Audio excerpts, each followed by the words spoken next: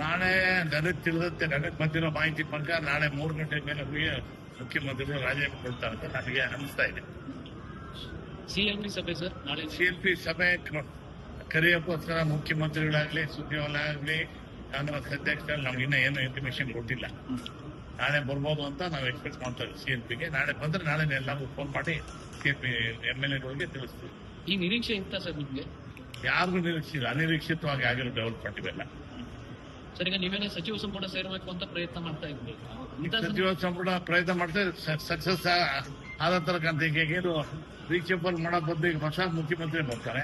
Okay, ಹೊಸ ಮುಖ್ಯಮಂತ್ರಿ ಇದ್ರೊಳಗೆ ಎಲ್ಲ ಹೊಸ ಮಂತ್ರಿಗಳು ಸೇರ್ಲೇಬೇಕಲ್ಲ.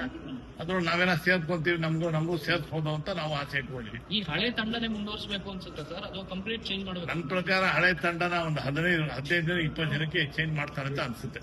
ಅಲ್ಲ, ಮಾಡ್ಬೇಕು ಅಂತಾನೆ ಮಾಡ್ತಾರೆ. ಮಾಡ್ಲೇಬೇಕು, ಇಲ್ಲ ನಮ್ಗೆ ಜಾಗ ಸಿಗಲ್ವಲ್ಲ. ಖಾಲಿ ಜಾಗ ಆದಂತ ನಮ್ಗೆ ಸೀಟ್ ಸಿಗೋದು.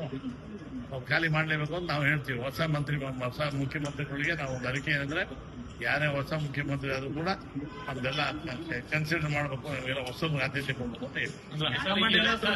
ಈ ಅನಿರೀಕ್ಷಿತ ತೀರ್ಮಾನ ಸಿದ್ದರಾಮಯ್ಯ ಅವರಿಗೆ ಶಾಕಿಂಗ್ ಅಥವಾ ಏನು? ಸಿದ್ದರಾಮಯ್ಯ ಅವ್ರಿಗೆ ಶಾಕಿಂಗ್ ಇಲ್ಲ, ಏನಿಲ್ಲ. ನಮ್ಮ ಪಕ್ಷದಾಗೆಲ್ಲ ಬೆಳವಣಿಗೆಗಳು ಈಗ ಆಗ್ತಾನೆ ಇರ್ತಕ್ಕಂಥವರ ಬೇಕಾದ ಸರಿ ಆಗಿದೆ. ಸಿದ್ದರಾಮಯ್ಯ ಹೈಕಮಾಂಡ್ ನಮ್ಮ ಅವತ್ತಿಂದ ಸಿದ್ದರಾಮಯ್ಯ ಹೇಳ್ತಾ ಇದ್ರಲ್ಲ, ರಾಹುಲ್ ಗಾಂಧಿ ಅವರು ಹೇಳಿದ್ರು ನಾನು ರಾಜೀನಾಮೆ ಕೊಡ್ತೀನಿ ಅಂತ ಹೇಳ್ತಾ ಇದ್ರು. ರಾಹುಲ್ ಗಾಂಧಿ ಅವರು ಸಿದ್ದರಾಮಯ್ಯ ಅವ್ರಿಗೆ ಹೇಳಿದ್ರಂತೆ ರಾಜೀನಾಮೆ ಕೊಡಿ, ಬೇರೆಯವ್ರಿಗೆ ಅವಕಾಶ ಕೊಡಿ, ಆಯ್ತು ಅಂತ ಕೊಟ್ಟಿದ್ದಾರೆ. ನೆಕ್ಸ್ಟ್ ಸಿಎಂ ಯಾರು ಅಂತ ಹೇಳಿದಾರೆ? ಯಾರುತ್ತೆ ನಮ್ಗೇನು ಗೊತ್ತಿಲ್ಲ, ಎಲ್ಲ ಹೈಕಮಾಂಡ್ ಅವ್ರಿಗೆ ಗೊತ್ತಿದ್ದು. ನೋಡ್ತೀನಿ, ನೀನು ಹೇಳ್ತಿದ್ದಾಗೆಲ್ಲ ಕ್ಲಿಯರ್ ಆಗುತ್ತೆ ಎಲ್ಲ. DKC ಅವರು ಆಗೋ ನಿರೀಕ್ಷೆ ಇದೆಯಾ? 100% ಆಗ್ಬೋದು ಅಂತ ಇದೆ, ನಿರೀಕ್ಷೆ ಇದೆ.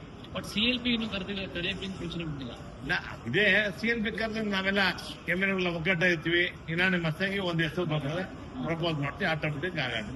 ಸರ್, ಈ ಹಿಂದೆ ಆದಂಗೆ ವೋಟ್ ಹಾಕ್ಬೇಕು ಅಂತೀರಾ? ವೋಟಿಂಗ್ ಗಿಟ್ಟಿಂಗ್ ಏನಿಲ್ಲ, ಎಲ್ಲ ಮೀಟಿಂಗ್ ಕೇಳ್ತಾರೆ, ಅವಿರೋಧವಾಗಿ ಒಬ್ಬನ ಎಲೆಕ್ಟ್ ಮಾಡ್ತೀವಿ. ವೋಟ್ ಹಾಕಿ ಅನ್ನೋ ಅಂತ ಪರಿಸ್ಥಿತಿ ಹೋಗಿಲ್ಲ.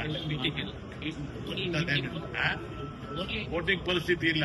ಮೀಟಿಂಗ್ ಕರಿತೀವಿ, ಅವಿರೋಧವಾಗಿ ಎಲ್ಲ ಸಪೋರ್ಟ್ ಮಾಡ್ತೀವಿ, ಒಬ್ಬನ ಒಳ್ಳೆ ನಾಯಕನ ಎಲೆಕ್ಟ್ ಮಾಡ್ತೀವಿ.